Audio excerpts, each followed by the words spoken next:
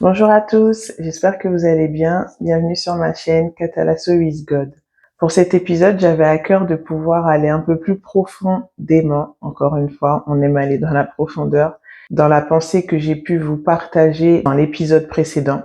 Donc si tu l'as pas écouté, le podcast audio, je t'invite à aller l'écouter et puis tu me retrouves juste après sur cet épisode-là. Comme je le partageais, j'avais ces moments où il y avait beaucoup de choses qui remuaient en moi par rapport à différentes choses de ma vie personnelle, de la vie en général.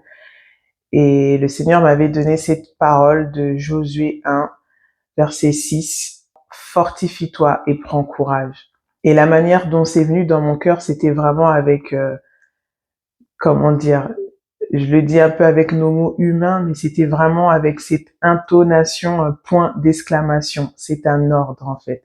C'est ça que je te conseille, c'est ça que je te demande de faire pour aller de l'avant. C'est pas un ordre pour nous emmener à subir, mais c'est un ordre qui va nous faire rentrer dans la vie. J'ai pris plus de temps à méditer ce passage et ça m'a énormément encouragé, fortifié. C'est ça que j'aime avec le Seigneur, c'est qu'il n'y a pas de méthode.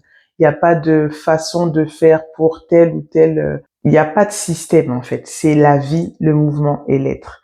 Et autant il y a des fois, il y aura des choses qui vont se libérer dans l'adoration, dans la louange. Autant il y a des fois, ça va être dans un partage autour d'un bon barbecue avec des frères et sœurs. Autant ça va être simplement dans sa parole.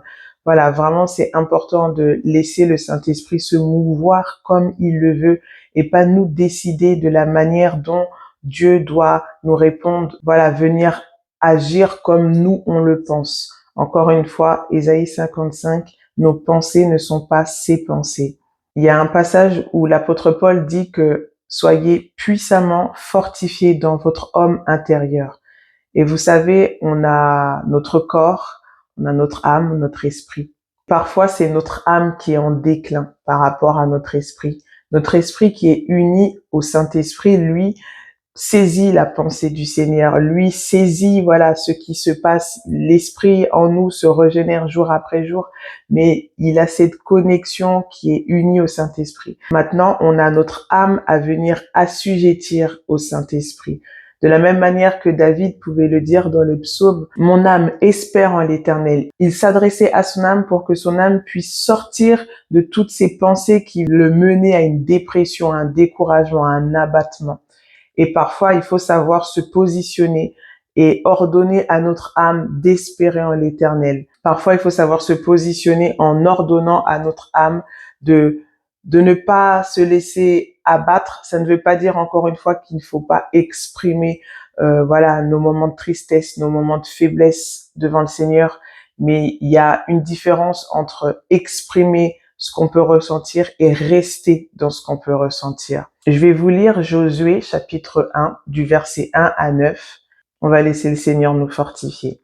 Donc moi je vais vous lire dans la version Parole de vie 2017. J'ai bien aimé cette version-là. Moïse était le serviteur du Seigneur et Josué, fils de Nun, était son adjoint. Après la mort de Moïse, le Seigneur a dit à Josué: Moïse, mon serviteur, est mort. Maintenant, c'est à toi de traverser le fleuve Jourdain avec tout le peuple d'Israël pour entrer dans le pays que je vous donne. Comme je l'ai promis à Moïse, je vous donne tout endroit où vous poserez les pieds. Votre territoire ira depuis le désert, au sud jusqu'aux montagnes du Liban au nord. Il s'étendra de l'Euphrate, le grand fleuve, à l'est, jusqu'à la mer Méditerranée, à l'ouest, à travers le pays des Hittites.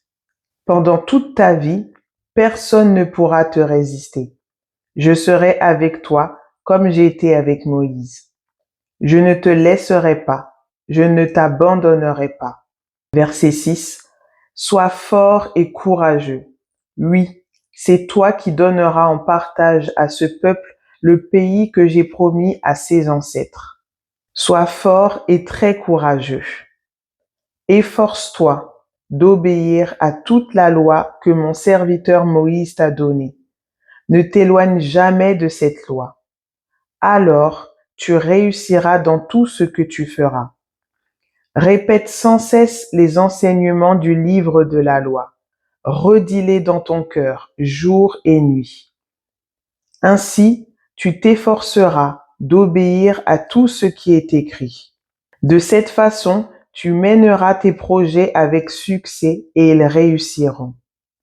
Je t'ai commandé d'être fort et courageux.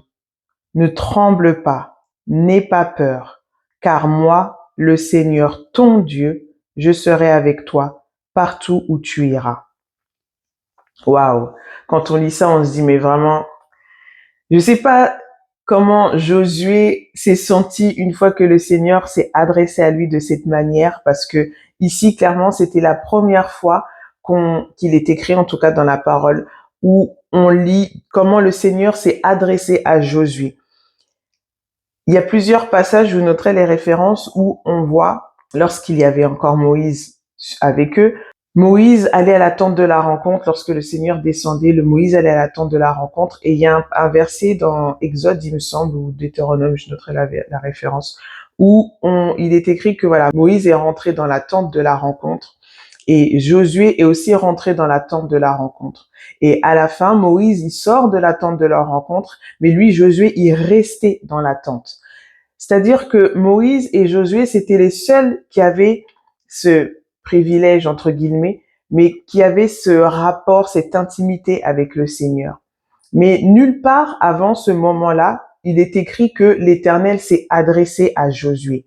L'Éternel passait toujours au travers de Moïse. La parole dit que il lui parlait bouche à bouche. C'était son ami Moïse. Il y avait vraiment une intimité profonde avec Moïse.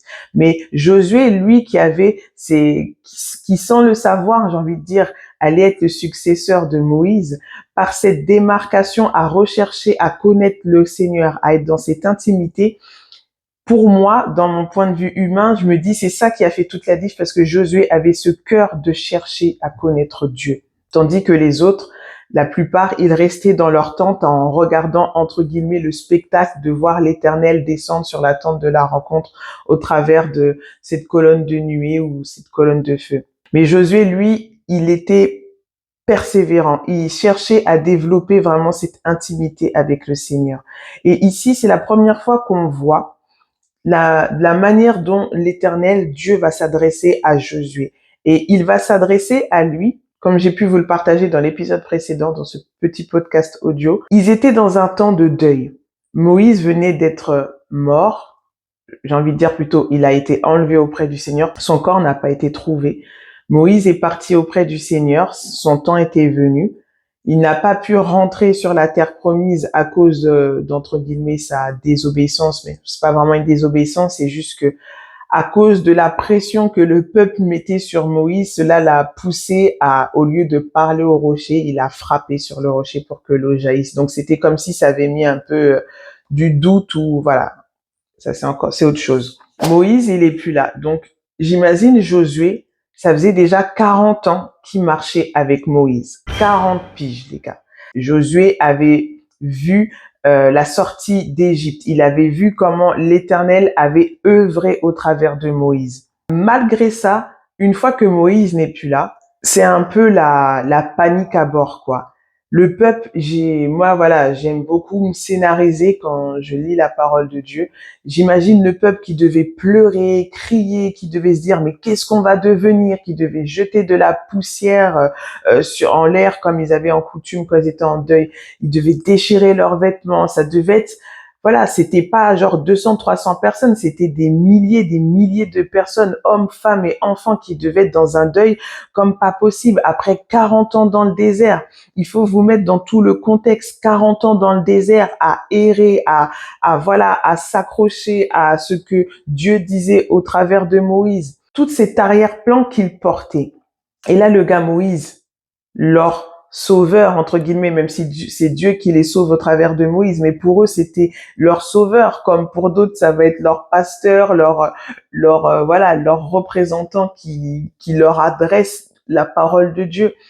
Là, maintenant, il est plus là, le gars. Donc, il devait se trouver dans un état de panique, mais vraiment d'une panique, d'angoisse, de stress, mais voilà, on est perdu, on est dans un désert, on sait même pas comment ça va être demain, est-ce qu'on aura à manger, est-ce que ceci, est-ce que cela. toutes ces questions qui devaient se poser intérieurement et extérieurement. Pourquoi je vous dis ça? C'est parce que quand j'ai médité ça et que voilà, je sais que je me scénarise, mais je sais qu'aussi que par la grâce de Dieu, le Saint-Esprit m'aide aussi à me mettre dans le contexte. Pas que historique, mais aussi se mettre dans la place de, imagine-toi, il se passe ça, Moïse meurt. Dans quel état tu penses que le peuple, il doit se retrouver? Est-ce qu'ils étaient en mode, ah, c'est bon, il est parti rejoindre le Seigneur, paix à son âme? Non, ils étaient en stress total. Ils étaient encore dans le désert. Ils savaient qu'il y avait la terre promise, ils savaient que Dieu leur avait dit ça. Dieu leur avait dit tout ça au travers de Moïse. En même temps, le peuple devait marcher avec une culpabilité, une condamnation, parce qu'ils se disaient, ouais, si nous, on n'avait pas été à s'entêter, à douter de l'Éternel, Moïse, il serait pas mort, parce qu'en fait, on l'a poussé à bout, le gars. Plusieurs fois, Moïse, il disait, mais Seigneur, pourquoi tu m'as donné de porter toute cette charge? Parce que le peuple, il a un coup dur, ils sont durs de cœur. Donc, c'était dur aussi pour Moïse, humainement parlant, de porter ce fardeau, en fait. Bref. Donc voilà, je m'imagine tout ça avec l'aide du Seigneur et je réalise, ouais Seigneur, ça devait être vraiment très, très, très dur de se dire, mais comment va être le lendemain? Comment va être le après? Comment va être ne serait-ce que le jour d'après? Même pas de voir très, très loin, juste demain, comment on va faire? Parce que ça faisait 40 ans qu'on marchait conduit par le Seigneur au travers de Moïse. Ils avaient pas d'autres moyens, c'était Moïse leur conducteur. Personne d'autre à part Josué et Caleb. Et après, oui, le Seigneur va prendre de son esprit pour le mettre sur d'autres. Mais c'était Moïse leur référent de base. Et là, leur référent de base, leur sécurité, j'ai envie de dire, je dis avec nos termes humains, le gars n'est plus là. La plupart du peuple n'avait peut-être pas de relation plus poussée avec le Seigneur. Il se contentait de suivre la loi, les 10 commandements, de respecter cela pour honorer Dieu. Donc maintenant, je me mets à la place de Josué. Josué qui lui aussi avait sa propre famille. Donc déjà en tant que responsable de famille, en tant que responsable de ce peuple qui compte des milliers de têtes, dans quel état devait se trouver Josué? Josué devait être dans un état de stress, d'angoisse, de terreur, de frayeur, de doute. Est-ce que je vais être capable? Est-ce que vraiment je vais être à la hauteur? Est-ce que je vais pouvoir autant faire que Moïse a pu faire, même si c'est le Seigneur qui a fait au travers? Mais il y avait, voilà, tous ces questionnements, tous ces raisonnements, tout ce qui devait se passer à l'intérieur de Josué. Quand je lisais ça, je disais, franchement, Seigneur, moi, je serais à la place de Josué. Je rigole parce que vraiment, je me suis dit, je serais à la place de Josué. J'aurais attendu le soir que tout le monde dort et je me taille, je me barre parce que quel fardeau, humainement parlant, je parle dans notre humanité. Tu te dis, non seulement je dois continuer ma marche, mais en plus, je dois ramener tout un peuple avec moi. Donc, la responsabilité était grande. C'était pas quelque chose de petit que Josué devait, c'était pas non seulement le salut de son âme, c'était le salut au travers de son choix, au travers de son positionnement, beaucoup d'âmes allaient soit périr, soit être sauvées. On voit dans ce passage, dans ces 9 versets que voilà, le Seigneur, il s'adresse à Josué. Et au verset 2, quand tout de suite il lui dit, Moïse, mon serviteur, est mort. Et quand il a dit ça, c'est comme si, tu sais, là on va parler d'un contexte de deuil, quand une personne décède, quand une personne, voilà, meurt, on est beaucoup dans la nostalgie. On est beaucoup en train de, ah, je me rappelle quand j'étais au McDo avec, on avait rigolé sur ça. Ah, tu te rappelles ce jour-là? Bon, ils n'avaient pas de McDo, mais je parle à notre version à nous. Ah, tu te rappelles quand il y avait eu ça? Ah, tu te rappelles le jour-là quand il s'est passé ça? On est dans une nostalgie. Et là, le Seigneur vient tout de suite, il stoppe cette nostalgie. Il dit, Moïse, il est mort. OK? C'est fini. On arrête de pleurer. C'est pas que le Seigneur voulait qu'ils ne fassent pas leur deuil, mais parfois, il y a des situations qui sont arrivées à leur terme. Il y a des situations où c'est la mort, c'est fini, en fait, dans le sens, ce temps-là, cette saison-là, elle est finie. Et si tu restes trop longtemps à être dans cette nostalgie de cette ancienne saison, si tu restes trop longtemps à être dans cette nostalgie du temps passé, de ce qu'il y avait avant, eh ben, tu perds du temps et ça te décourage. Ça te fait périr toi aussi. Ça peut venir même éteindre ton feu. Ça peut venir même éteindre ta détermination. Jésus a dit, ce sont les violents qui s'emparent du royaume des cieux. Pour demeurer violent, il y a des choses dans lesquelles on ne peut pas rester longtemps. On peut pleurer quelqu'un, on peut, mettre terme à quelque chose dans la paix, dans le respect. Mais on peut pas rester 10 ans à gamberger sur la chose. On doit avancer. On doit racheter le temps. C'est comme ça.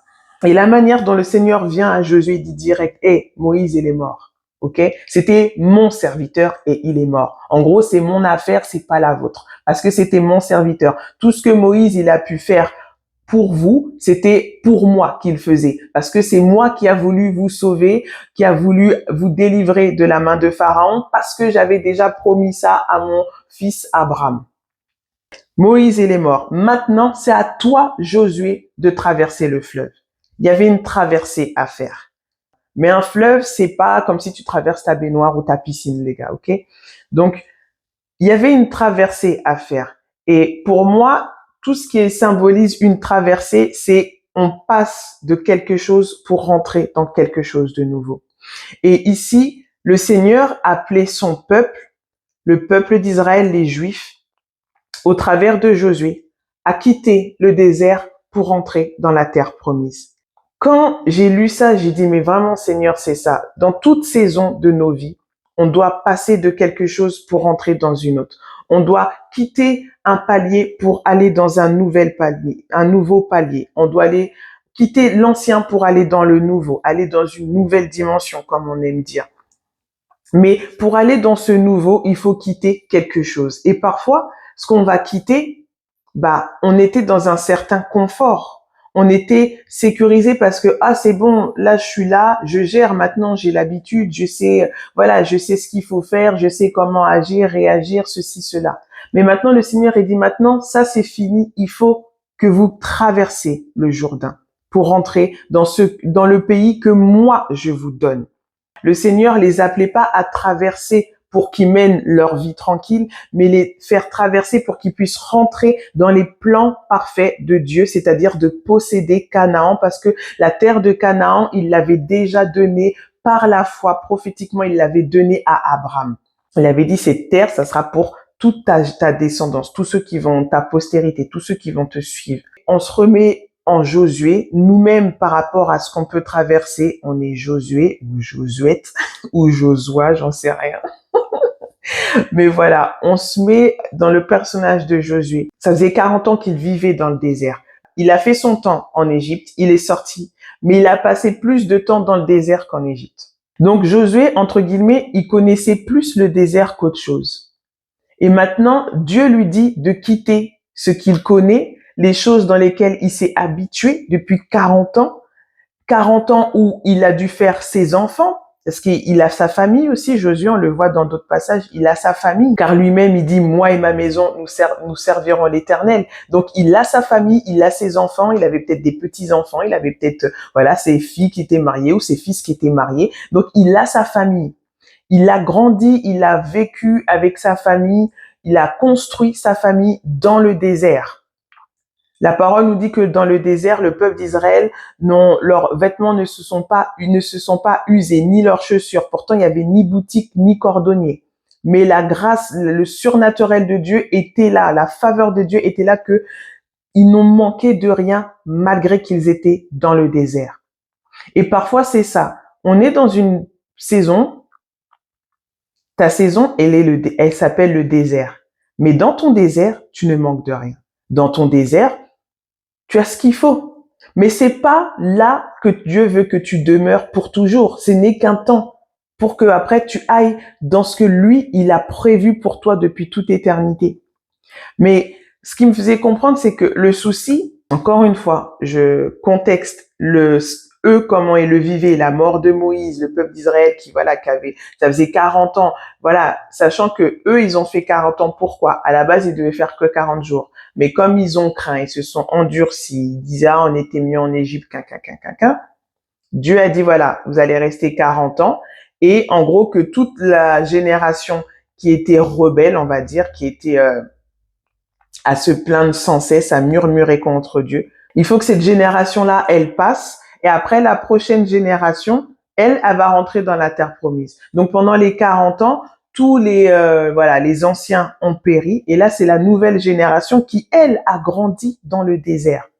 Il faut se mettre dans le contexte, comprendre comment intellectuellement, mentalement, psychologiquement, ils connaissaient que le désert. Et dans le désert, ils vivaient avec la grâce de Dieu. Ils avaient la manne, ils avaient l'écaille, ils avaient de l'eau, il manquait rien pour leurs vêtements. Ils avaient leur confort. Ils s'étaient habitués à vivre dans le désert. Ils s'étaient habitués à vivre avec la chaleur. Ils s'étaient habitués à vivre avec les animaux qu'il y a dans le désert. Ils étaient habitués à ça. C'était leur vie. Mais c'était pas le plan de Dieu, même s'il y avait la grâce et la faveur de Dieu qui étaient là. Et maintenant, Josué, il comprend que, ok, ce temps-là est fini. Maintenant, il faut qu'on rentre véritablement dans les plans de Dieu. Parce que le plan de Dieu, c'est pas que tu sois dans le désert. Et aujourd'hui, beaucoup de nous, moi également, on est dans des temps où on voit la grâce de Dieu, on voit de belles choses avec le Seigneur, mais le Seigneur te dit, tu n'es que dans le désert. Et je t'appelle pas à demeurer dans le désert, je t'appelle à rentrer dans la terre promise. La terre promise qui représente ta destinée personnelle, qui représente ta destinée dans ton église locale, ta destinée dans la vision du monde, le monde entier. C'est important de comprendre que le Seigneur, comme il dit dans Jérémie 29:11, car moi, l'Éternel, je connais les projets que j'ai préparés d'avance pour vous, que j'ai pensé pour vous. Quand on voit toutes les traductions c'est des choses qu'il a pensées dans son cœur, le Seigneur, pour chacun d'entre nous, sans exception. Mais maintenant, encore une fois, on a le choix. Et là, le Seigneur, comme il s'est choisi ce peuple, le peuple d'Israël, pour pouvoir se révéler à eux et se révéler au monde au travers de cette nation, il leur dit maintenant, il est temps que vous rentrez dans la destinée que j'ai prévue pour vous, la terre de Canaan. Parce que c'est une parole qu'il a promise depuis Abraham. Et il faut qu'elle s'accomplisse. Pourquoi? Parce que la parole de Dieu, elle ne revient pas à lui sans avoir accompli son effet, sa volonté et ses desseins. Mais encore une fois, on n'est pas indispensable pour sa volonté.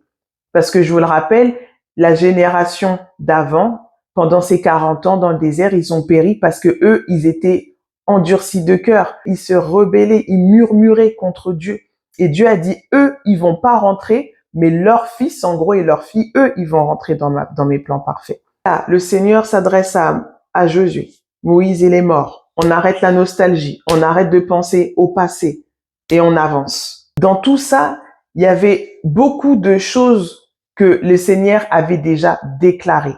C'est ça que quand on le lit, il dit verset 3. Comme je l'ai promis à Moïse, je vous donne.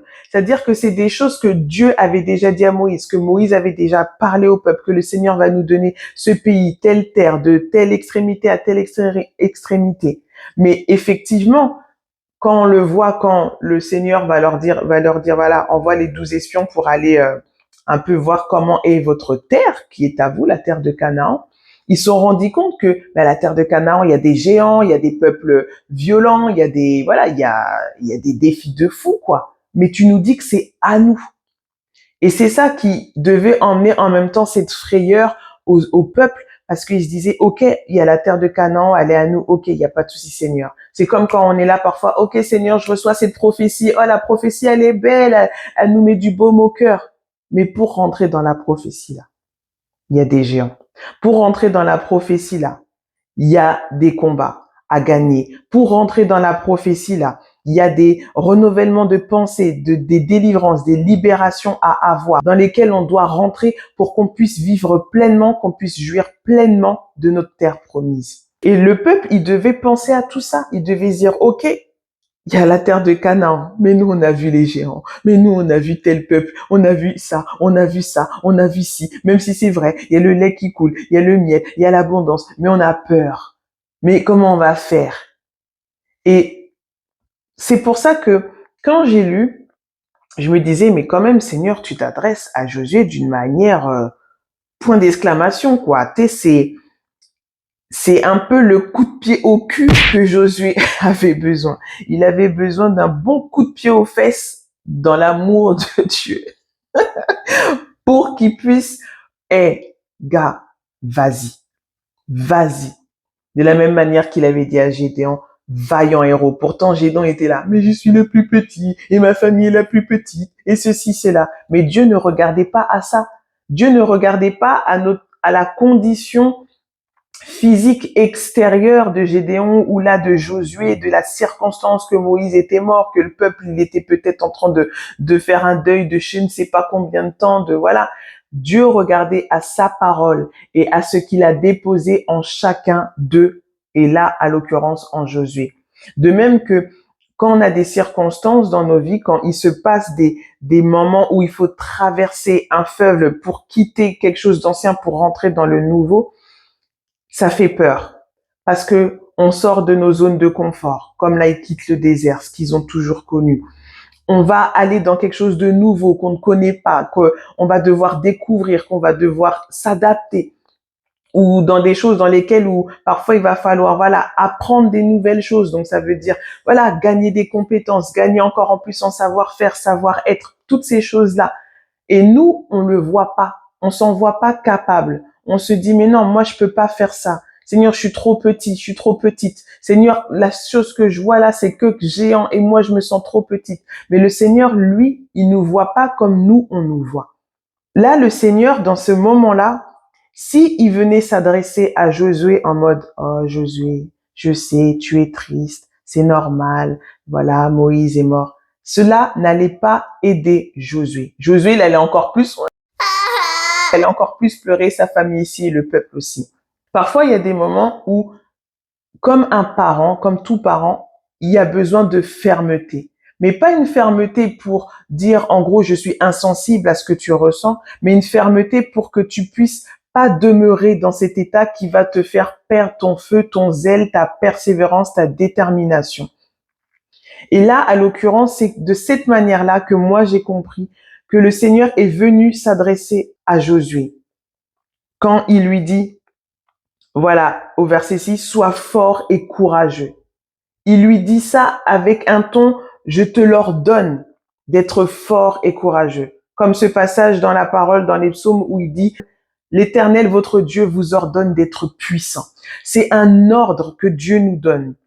Pas parce qu'on est fort de notre propre force, mais parce que en nous, aujourd'hui, avec le Saint-Esprit, nous sommes forts.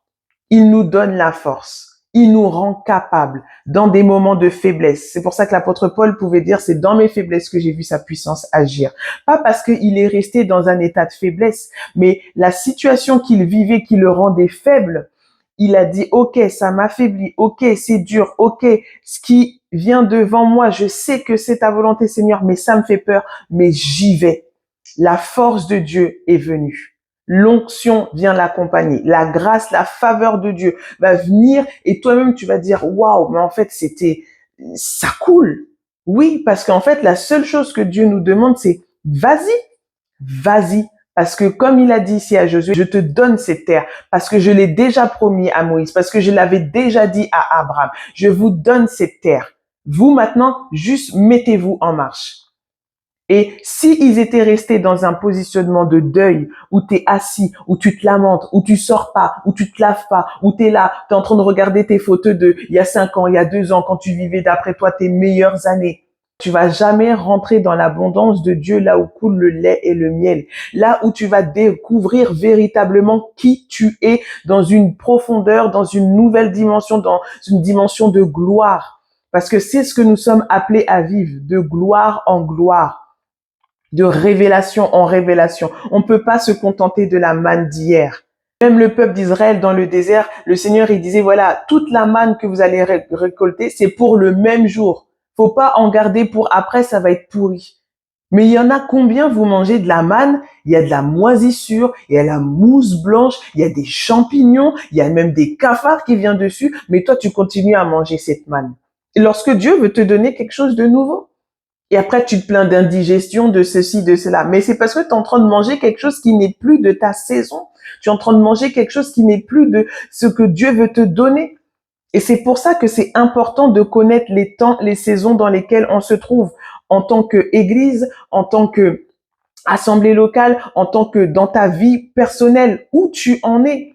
Ces moments de faiblesse peuvent nous servir au lieu de trop pleurer, de savoir, OK Seigneur, j'en suis où maintenant? Là, je sens, moi personnellement, comment je sens parfois que je suis dans un shift, comme on dit in English. Comment je sens ce changement, c'est que déjà je suis une personne qui me lasse vite. Moi, j'aime que ça bouge dans le sens pas rythmique, hein, mais j'aime la nouveauté, j'aime voilà, quand je me lasse vite. Et quand je sens en moi comme cet ennui physique comme ennui spirituel, je dis Seigneur, là peut-être que je suis en train de manger trop la manne qui n'est plus bonne. Et c'est souvent comme ça que je sens que le Saint-Esprit veut me faire comprendre qu'il veut me faire passer à autre chose. Et quand je dis ça, c'est sur tous les plans. C'est pas que spirituel, c'est pas que au niveau des dons. Ça peut être c'est sur tellement de choses. Voilà. Après, je peux pas tout dire. C'est ma vie aussi. Mais voilà, c'est sur tellement de choses. Esprit, âme et corps. Il nous appelle à grandir. Il nous appelle à croître à la stature parfaite de Christ. Il nous appelle à devenir qui nous sommes véritablement. En lisant ça, ce que j'ai encore plus pris et que je savais déjà, mais que j'ai encore plus saisi, c'est que Seigneur, on peut pas, il y a des temps où il faut savoir se poser, tu vois. Ça peut être au travers, après une séparation, après quelque chose qui n'a pas abouti, ça a amené un échec parce que voilà, on peut manquer le but, ce n'est pas une fin en soi. Ça peut être, voilà, après un conflit avec quelqu'un. Ça peut être au travers d'une situation qui emmène une faiblesse, un deuil, un temps où on est un peu à terre. Mais au lieu de rester abattu et de laisser toutes les pensées négatives et même les mensonges de l'ennemi nous écraser, saisissons ce temps et se dire, OK, Seigneur, il y a eu ça, OK, ça marche, il n'y a pas de souci, machin, machin. On se réaligne sur ce qu'il faut se réaligner. Mais maintenant, qu'est-ce que je fais? Qu'est-ce que je dois faire? Comment je rebondis de ça? Pour moi, je me suis dit, peut-être que Josué, il était là, tu vois. Il savait, OK, c'était dur pour lui de perdre Moïse. Pour moi, je me dis, j'imagine le contexte, ça devait être comme un deuxième père ou comme un grand-père pour lui. Enfin, je sais pas, c'était quelqu'un qu'il était assez proche. Il y avait une proximité, une relation. Donc, humainement, ça a été dur pour lui de perdre Moïse. Mais maintenant, c'était en mode, mais maintenant, qu'est-ce que je fais? C'est quoi la suite? Et il pouvait pas bouger sans que le Seigneur lui parle. Mais c'est que parfois, on attend que, il y a des moments où le Seigneur va venir, on a le consolateur, nous consoler, voilà, nous prendre dans ses bras, nous laisser pleurer. Mais le but, c'est pas que tu pleures pendant des années et des années. Il veut que avance. Mets-toi en route. Mets-toi en marche. Parce qu'il faut que tu traverses le Jourdain. Parce qu'il faut que tu ailles sur l'autre bord. Il y aura le vent, il y aura de la tempête, il y aura de l'orage, il y aura de la grêle, mais tu vas traverser. Mais ça, le Seigneur, c'est pas lui qui va nous prendre, nous mettre sur la barque. C'est à nous d'aller à la barque, monter dessus et faire confiance au Saint-Esprit dans la marche. Quand le Seigneur est venu mettre cette parole dans mon cœur, mon humanité, elle voulait juste, mais Seigneur, prends-moi dans tes bras. Mais bizarrement, je dis ça bizarrement parce que c'est mon humanité qui parle, bizarrement, quand il est venu parler à mon cœur avec cette phrase, mon humanité aurait pu dire, mais Seigneur, t'es sérieux là? Tu vois bien que je suis pas bien et toi tu me dis ça? Mais comme la parole de Dieu est esprit et vie, quand cette parole est venue à moi, je sais pas, je peux pas vous l'expliquer avec des mots parce que c'est spirituel, Dieu est esprit, mais il y a comme une électricité qui est venue se mettre dans mon être et qui m'a donné un gros coup de jus où je me suis dit, Mimi, on y va. On y va. C'est pas facile, c'est vrai. C'est dur, c'est vrai, mais on y va. Et on n'y va pas toute seule, on n'y va pas depuis nos propres forces, on y va depuis un positionnement de victoire. Et ici, c'est ça que l'Éternel faisait comprendre à Josué. Sois fort et courageux parce que il s'adressait pas ici à Josué qui sait, qui a vu, mais le gars a vu une mer se séparer en deux. Le gars a vu la manne tomber du ciel. Le gars a vu Dieu les garder dans la colonne de nuit et la colonne de feu jour et nuit. Il a vu des choses que toi et moi, on n'a même pas vues de nos yeux physiques. Mais ça n'a pas empêché que son âme ait été triste, son âme a été dans l'abattement. Et si le Seigneur venait s'adresser à son âme pour qu'il puisse assujettir son âme à la volonté de Dieu. Parce que, vous savez, notre plus gros ennemi, ce n'est même pas le diable. Parfois, c'est nous-mêmes, dans notre âme. Cette dualité, comme j'aime dire, cette lutte qu'il y a intérieurement entre nous. Notre ancien nous qui a, voilà, les parties de notre âme, de notre être, parce que nous sommes tous des âmes, des cœurs brisés, qui sont en restauration, qui sont en train d'être guéris, qui sont en processus de guérison, de liberté, de délivrance. Mais il y a des parties de nous qui sont encore, voilà, avec des mentalités d'orphelins. Il y a des parties de nous qui sont encore avec des mentalités de pauvres. Il y a des parties de nous qui sont encore avec des mentalités d'esclaves. Il y a des parties de nous qui sont encore avec des mentalités de captifs. Il y a encore des parties de nous qui sont dans des mentalités où on voit Dieu méchant, on voit Dieu pas juste. Il y a tellement de choses qui ont encore besoin d'être renouvelé, façonné à son image et à sa ressemblance. Et c'est à ces parties-là de notre âme que le Seigneur s'adresse. Ces parties-là qui peuvent nous mettre, voilà, comme des bâtons dans notre marche. Parce que, encore une fois, il y a beaucoup de choses que on saisit intellectuellement. On sait que Dieu est bon. Vous le verrez dans mon témoignage. Intellectuellement, je savais que Dieu est bon, je savais que Dieu m'aime, je savais que Dieu ceci, cela. Mais mon âme, qui était blessée, brisée sur beaucoup de points, elle disait complètement le contraire. Et c'est pour ça que c'est important de vivre ces temps de restauration, de délivrance, de guérison, de renouvellement d'intelligence derrière. Parce qu'il faut que le mensonge soit déraciné pour que la vérité de qui est Dieu et de qui je suis prenne place pour que quand viendra des circonstances, je ne vais plus employer le même discours parce que je sais qui est mon Dieu. Je sais qui je suis en lui. Et ça fait toute la différence. Mais ici, le Seigneur, comme à nous, parfois, il va venir d'un ton, point d'exclamation, d'un ton ferme, où il te dit, voilà, vas-y, avance, ne t'arrête pas, ne te retourne pas, fais-moi confiance, fais-toi confiance aussi dans le sens que, voilà, tu as bien écouté ma voix, maintenant avance. Parce qu'il faut qu'on se fasse violence. Ce sont les violents qui s'emparent du royaume.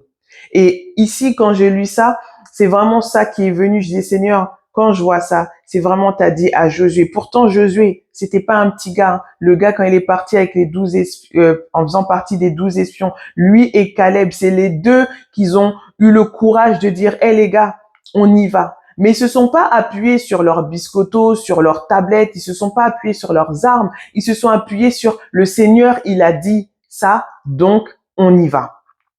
Et c'est sur sa parole qu'on doit s'appuyer. Ça ne veut pas dire que quand il nous dit d'y aller, tout va être facile. Ça ne veut pas dire que quand tu vas y aller, hop, t'as le tapis rouge, tout se met en place, tout se met en ordre. Non, il y aura des luttes, il y aura des combats, il y aura de l'opposition, il y aura de la résistance. Mais il te dit, vas-y. Comment je l'ai compris et aussi de ma vie, parfois le Seigneur, il te challenge. Il veut que tu vois dans cette traversée, regarde la force que tu as en toi. Regarde de quoi tu es capable. Pas pour t'enorgueillir, mais pour que tu te découvres en lui. Parce que comme je l'aime dire, aujourd'hui, la personne que tu penses que tu es n'est pas véritablement qui tu es. Et ça, c'est un processus qui prendra le temps que ça va prendre, mais plus on devient qui nous sommes, plus il y a des situations où avant, tu y allais à reculons et il y a d'autres où tu fonces parce que non, je sais que le Seigneur, il est avec moi. Je sais que il m'a équipé pour ça. Je sais que si il me l'a dit, c'est que je peux surmonter. Si il me l'a dit, c'est que Goliath, il va plier le genou. Si il me l'a dit, c'est que je vais tenir ferme et les portes vont s'ouvrir. Pas parce que je l'ai dit, pas parce que je le veux, mais parce que lui, il l'a dit. Et c'est ce qu'il dit ici à Josué plusieurs fois. Je te donne ça parce que je l'ai promis à Moïse. Je te donne ça parce que je l'ai dit, en fait. Tout simplement.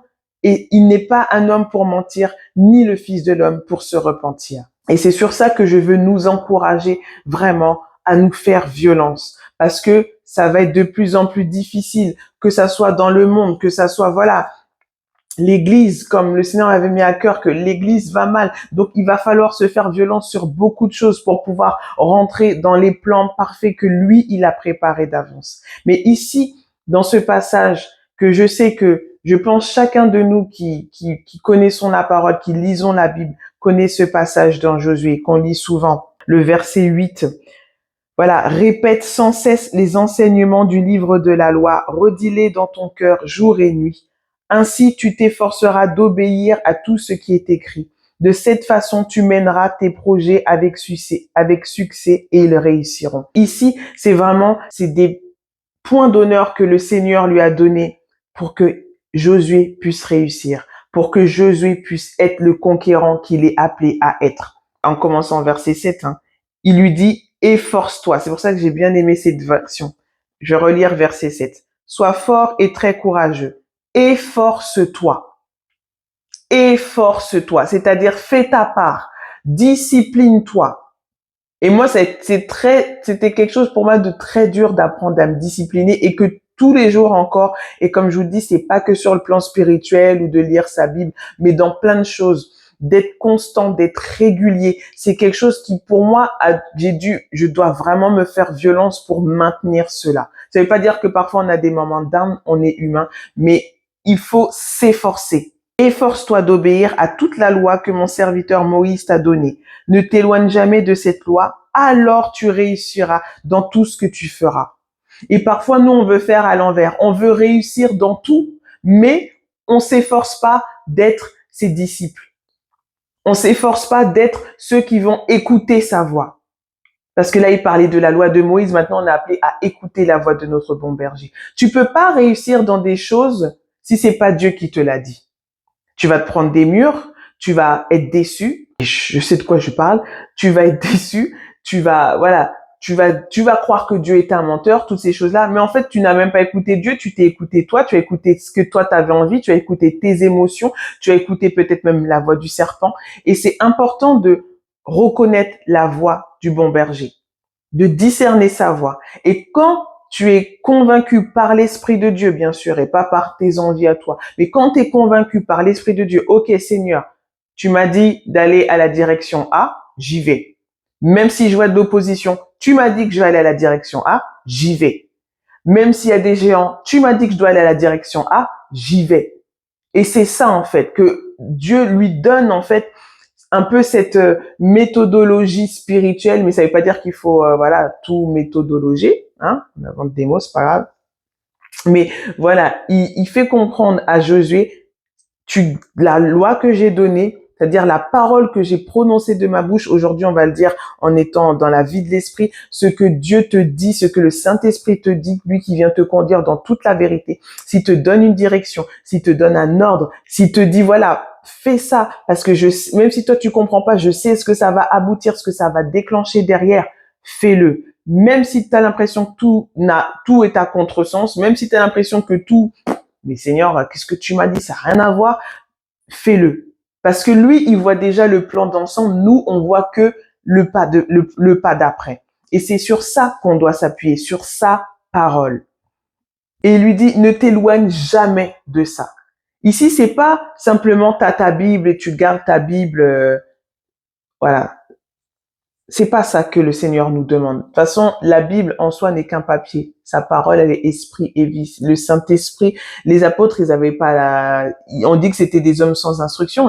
Ils marchaient pas avec des rouleaux de Torah, mais ce qu'ils avaient entendu, le Saint-Esprit venait et leur donnait encore plus d'intelligence. Ça veut pas dire que maintenant t'as pas le droit d'avoir ta Bible auprès de toi, bien au contraire.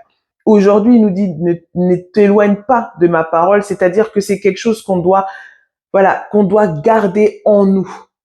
Qu'est-ce qu'on écoute? Qu'est-ce qu'on regarde? De quoi on nourrit notre âme? Est-ce qu'on la nourrit de la parole de Dieu? Et encore une fois, ça ne veut pas dire que tu dois passer ta journée à regarder des enseignements, des ceci, mais déjà rien que d'être dans cette communion avec lui, rien que d'être là, mais Saint-Esprit, voilà, qu'est-ce que tu veux me dire? Qu'est-ce que tu veux m'instruire aujourd'hui? De quoi tu veux me parler aujourd'hui? Et il va le faire parce que c'est son cœur, c'est son désir de parler avec nous, de communier avec nous. Si on passe notre temps, et moi la première, à être sur les réseaux, sur TikTok, à regarder des films, des séries ça veut pas dire qu'on n'a pas le droit de regarder des choses, mais il faut que ça soit conduit par le Seigneur, parce que le Seigneur peut nous parler au travers de tout. Mais ça veut pas dire, comme dit la parole, ne prenez pas ce prétexte pour pécher non plus, de manquer le but. Faisons les choses conduites par le Seigneur, qu'on mange ou qu'on boive, que tout soit pour le Seigneur. Même quand tu vas, voilà, Seigneur, j'ai à cœur d'aller regarder un film. Qu'est-ce que je peux regarder qui va me faire du bien, qui va m'instruire, ou au travers de ce film que tu vas répondre à mes questions. Dieu n'est pas limité par ça. Dieu n'est pas religieux, les gars. Ça, c'est quelque chose qu'on doit savoir aussi. Mais il faut, en fait, voilà, cultiver cela. Parce que c'est ça qui va nous aider voilà, à demeurer dans sa présence, demeurer dans sa parole, demeurer dans ce que lui, il veut nous dire. À chaque jour suffit sa peine. Qu'on puisse marcher fidèlement dans son chemin à lui et pas nos voies à nous. Et ça, c'est important et vraiment, je vous le partage parce que moi-même, j'ai fait des erreurs, moi-même, j'ai pris des mauvais chemins, moi-même, je me suis égarée en pensant que c'était le Seigneur, mais parce que j'avais pas encore compris tout cet état de cœur brisé qui parfois peut nous emmener dans le décor où on pense que c'est le Seigneur, ou mais en fait, c'est nos envies, c'est nos désirs, c'est ce que nous, on pense que on a besoin d'avoir lorsque non, pas du tout. Et c'est important quand Jésus dit, mes brebis entendent ma voix et elles la reconnaissent. Donc, qui dit reconnaître, c'est-à-dire qu'il nous appelle à exercer un discernement. Et ça, beaucoup, moi la première, c'est pas, avant je le faisais pas, aujourd'hui je m'efforce. Vraiment, je vous le dis, quand je vous dis, je fais la Gédéon, je suis vraiment Gédéon. Même si je sais que c'est le Saint-Esprit, parce qu'au fur et à mesure, on sait comment il nous parle. Il nous parle à tous différemment. Il nous parle à tous d'une manière intime. De la même manière que tu es dans l'intimité avec ton mari ou ta femme, c'est, voilà, tu sais comment ta femme est, toi femme, tu sais comment ton mari est. C'est cette intimité qui fait que plus tu grandis avec lui, plus tu avances avec lui, plus tu sais reconnaître sa voix. Mais même si je sais un peu plus reconnaître sa voix aujourd'hui, je sais plus que hier et demain je le serai plus qu'aujourd'hui, mais j'ai besoin d'avoir des confirmations, des affirmations. Parce que j'ai manqué le but, parce que j'ai pris des chemins pensant que c'était ceux du Seigneur et c'était pas ceux du Seigneur. Et ça m'a fait du mal, ça m'a fait perdre du temps, ça aurait évité voilà, des dégâts. Et c'est pour ça que on doit apprendre à la reconnaître, la voix de notre bon berger. On peut l'entendre, mais comme on peut aussi entendre d'autres voix. Et ce passage qui dit, je sais pas pourquoi je parle de ça, mais ce passage où l'apôtre Paul dit justement dans 2 Corinthiens, il dit que Satan se transforme en ange de lumière. Ça veut pas dire que Satan, il vient comme ça, oh, coucou, je suis un ange de lumière. Non, c'est-à-dire que même dans tes pensées, il peut te donner une voix qui te fait croire que c'est celle de Dieu, que c'est la direction de Dieu, mais en fait, c'est lui. De la même manière qu'il a séduit Ève dans le jardin.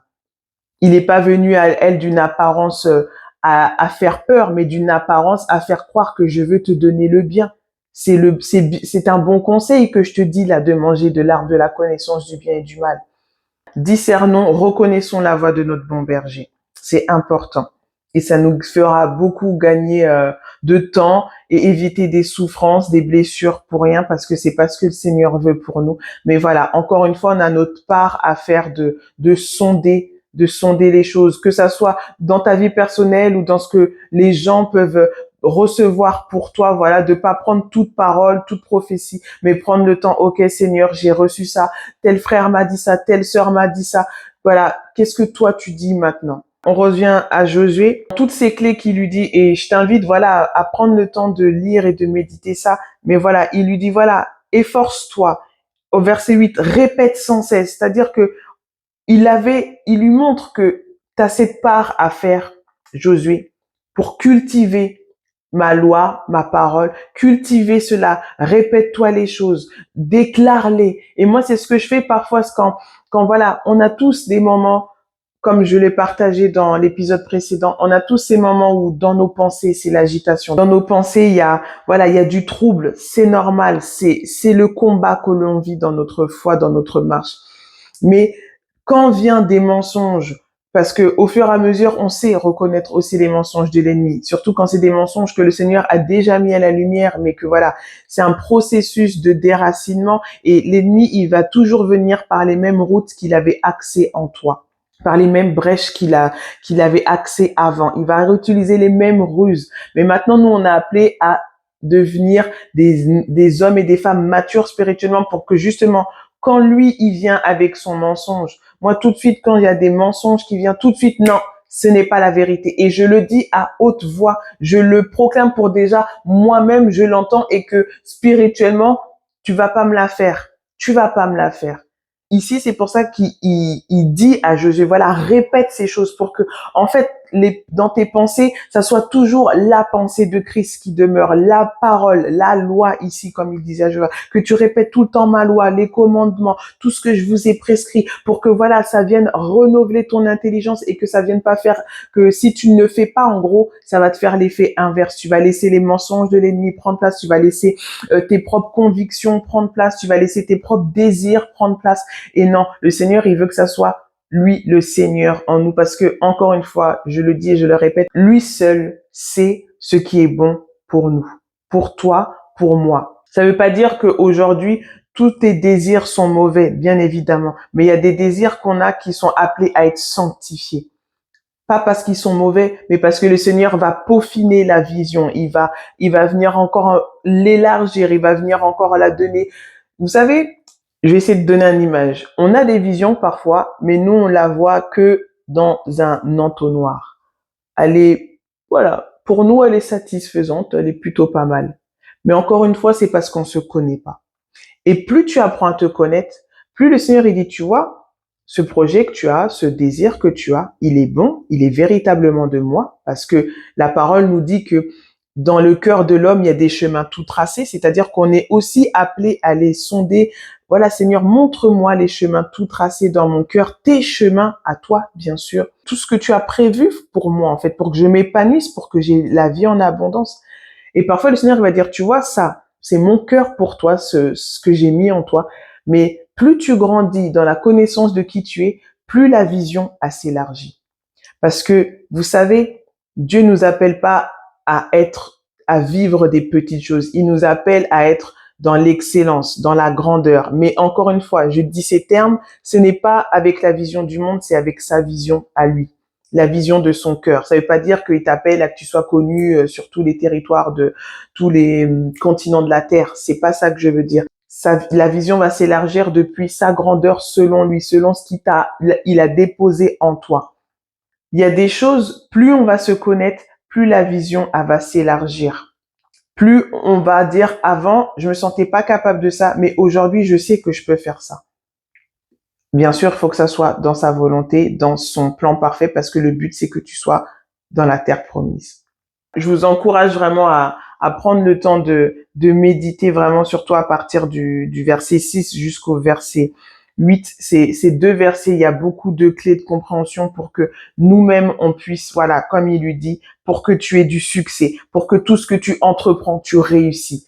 Et ça se fait pas depuis le monde, ça ne se fait pas avec notre intelligence depuis le bas, ça ne se fait pas avec la sagesse du monde, mais ça se fait avec la pensée de Christ, avec nos pensées renouvelées, ça se fait avec la sagesse d'en haut, ça se fait avec l'intelligence que le Saint-Esprit va nous donner pour réussir dans nos affaires, pour réussir dans notre foyer, pour réussir dans l'éducation des enfants, pour réussir dans notre mariage, pour réussir dans nos relations, pour réussir dans tout. Le réussir ici, c'est pas que le business, l'argent, non. C'est l'épanouissement, la vie en abondance, dans tes relations, dans ton foyer, dans ta famille, avec toi-même, premièrement. Et ça, c'est important de le comprendre. Et pour terminer, voilà, le verset 9, je t'ai commandé, encore une fois, c'est un ordre, c'est un commandement parce qu'il est le chef, c'est lui le roi des rois. Je t'ai commandé d'être fort et courageux. Ne tremble pas, n'aie pas peur, car moi, le Seigneur ton Dieu, je serai avec toi partout où tu iras. Rien que là, quand j'ai lu ça, pourtant c'est quelque chose que j'avais déjà lu, mais parfois, voilà, c'est des temps où le Seigneur, les yeux, ils s'illuminent, les yeux de nos cœurs. Et quand il lui dit ne tremble pas, n'aie pas peur. Voilà dans quel état se trouvait Josué. Josué tremblait, Josué avait peur. Parce qu'il se disait, je dois traverser.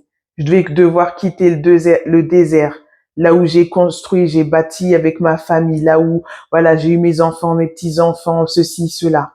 Je vais devoir aller sur une terre, certes que je sais que le Seigneur veut nous le donner. Je l'ai vu parce il a fait partie des 12 espions. Je l'ai vu. Le lait, le miel coule. Voilà, c'est merveilleux, mais j'ai peur. Vous savez, même dans la psychologie, même si on sait que je dois aller là, c'est quelque chose de nouveau. On sait que ça va être bon, qu'on va kiffer, ça va être trop bien, mais ça fait peur. Parce que on va sortir de notre zone de confort. On va devoir affronter quelque chose qu'on ne connaît pas, qu'on n'a jamais connu et que personne peut-être même autour de nous n'a connu pour nous donner un peu, voilà, leur ressenti, leur expérience. Mais le Seigneur, il lui dit, je serai avec toi. Et c'est tout ce qu'on a besoin, de sa présence. Tout ce qu'on a besoin, c'est de son appui. Tout ce qu'on a besoin, c'est que lui, il est là en fait. Rien d'autre. C'est lui le rocher. C'est de lui qu'on a besoin. Et c'est ça qu'on doit garder en tête. Sans oublier que voilà, chercher à reconnaître sa voix. Déjà à se dire que voilà, je vais pas rester dans quelque chose que je sais que je dois quitter. Je sais que c'est plus pour moi. Je sais que c'est plus ma saison. Même si je m'y sentais bien. Mais là, je continue. Je vais être là à manger la manne d'hier, à manger du pain pourri. Et le Seigneur ne veut pas me donner du pain pourri. Il veut que je mange quelque chose de bon, de frais, de délicieux en bouche. Il veut que je kiffe pendant que ce que je vais vivre, il va me donner. Il veut qu'on kiffe. Il veut vraiment qu'on prenne plaisir. Il veut qu'on se réjouisse. Il veut qu'on soit là à lui rendre action de grâce parce que nous-mêmes, on n'aurait jamais pu imaginer manger ça, se régaler dans ce qu'il va nous donner. Mais ça demande un effort, d'être fort et courageux, de se fortifier, de s'efforcer, c'est-à-dire qu'il nous appelle à avoir de la discipline, à avoir de la régularité, de la constance. Il nous appelle à fais-toi ce plan de route avec moi et tiens-toi-y pour pouvoir rentrer dans ce que je te demande. Il y aura un effort de notre part.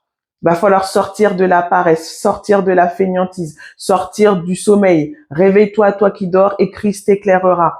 Il va falloir sortir de choses dans lesquelles où on se sentait bien, c'était douillet, c'était moelleux, pour rentrer dans la terre promise, pour rentrer dans ce qui va nous donner la vie et la vie en abondance pour la saison prochaine.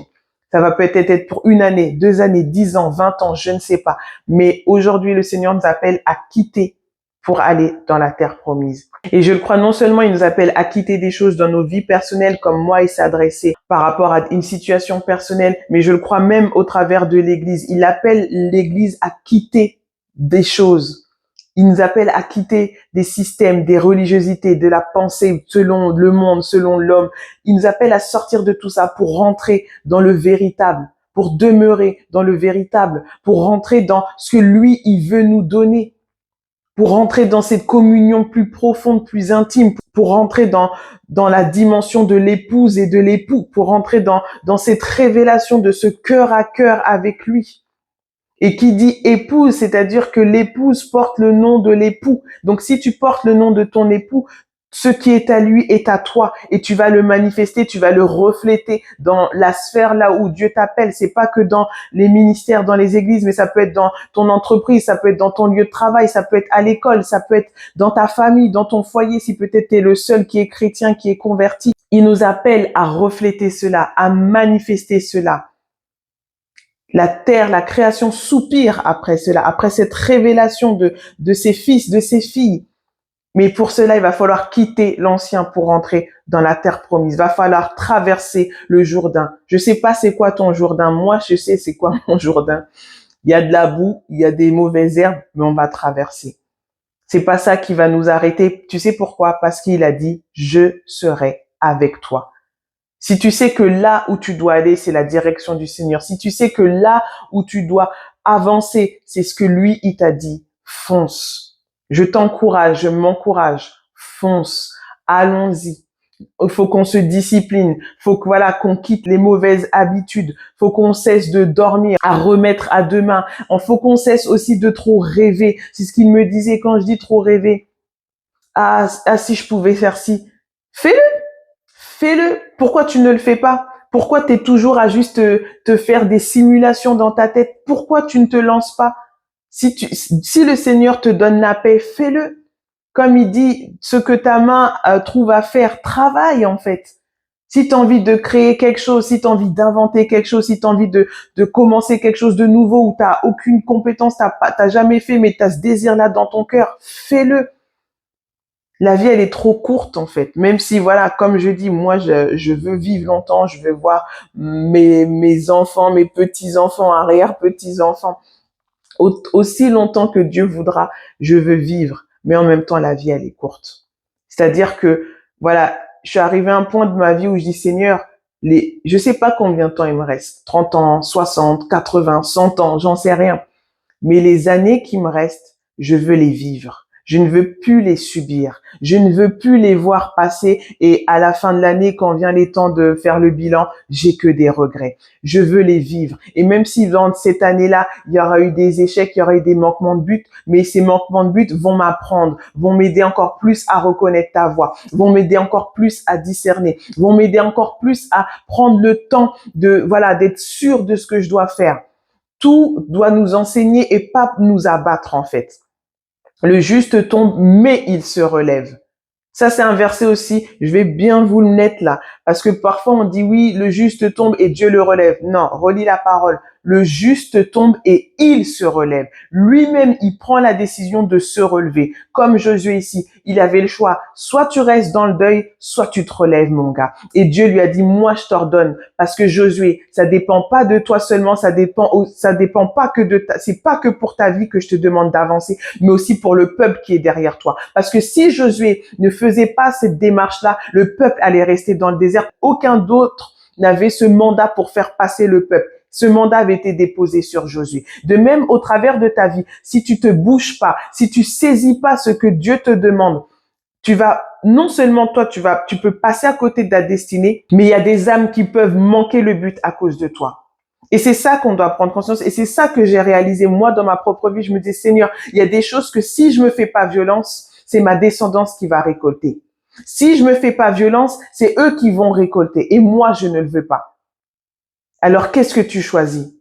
De rester dans ton deuil parce que tu aimes l'ancienne manne, tu aimes manger le pain pourri, moisi, ou tu te dis, OK, je me lève.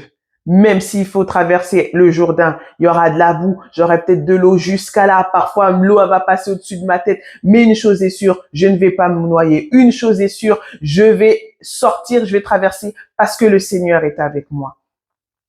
Parfois, c'est dans ça que je me dis encore là, il faut pas être égoïste parce que au travers de notre vie, au travers du prix qu'on paye chaque jour, des âmes vont être sauvées.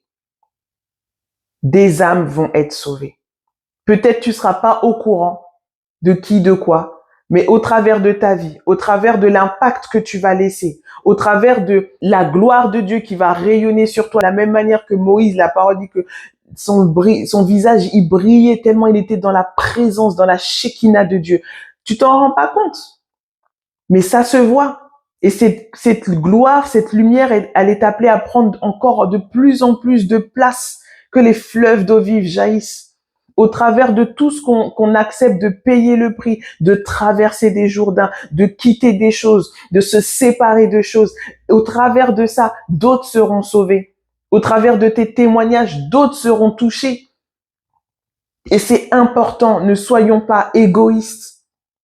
On est né seul, c'est vrai, le salut est personnel, c'est vrai, mais au travers des choix de ta vie, non seulement tu peux sauver tes enfants, tu peux sauver tes parents, tu peux sauver tes frères, tes sœurs, tes oncles, tes tantes, tout ce que tu veux, mais tu peux sauver tes voisins, tu peux sauver je ne sais pas qui, des collègues de travail. On ne sait pas, mais juste faisons-le.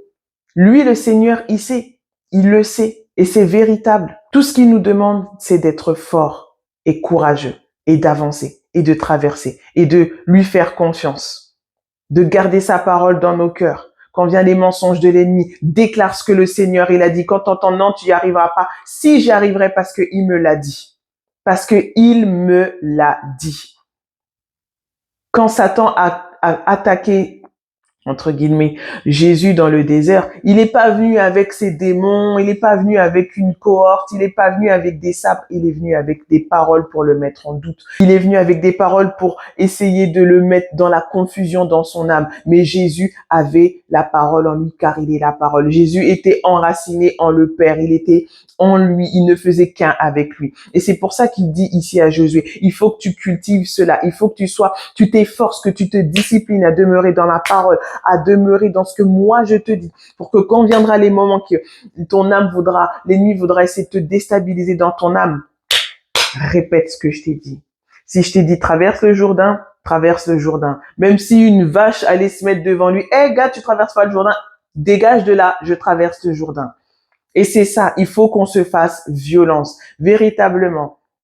Non seulement dans nos vies personnelles, mais comme je vous l'ai dit, au travers de ta vie, d'autres seront touchés, d'autres seront impactés. Et je veux que tu prennes conscience de cela. Je veux que tu sortes de ta grotte, je veux que tu sortes de ton cagibi. Je sais pas comment tu te vois dans ta tête ou oh non, moi, ma vie, rien peut se faire au travers de moi. Ne te sous-estime pas, ne te méprise pas, ne te dis pas que non. Le Seigneur, il dit parfois, juste donne-moi tes 2 poissons et tes 5 pains et laisse-moi multiplier.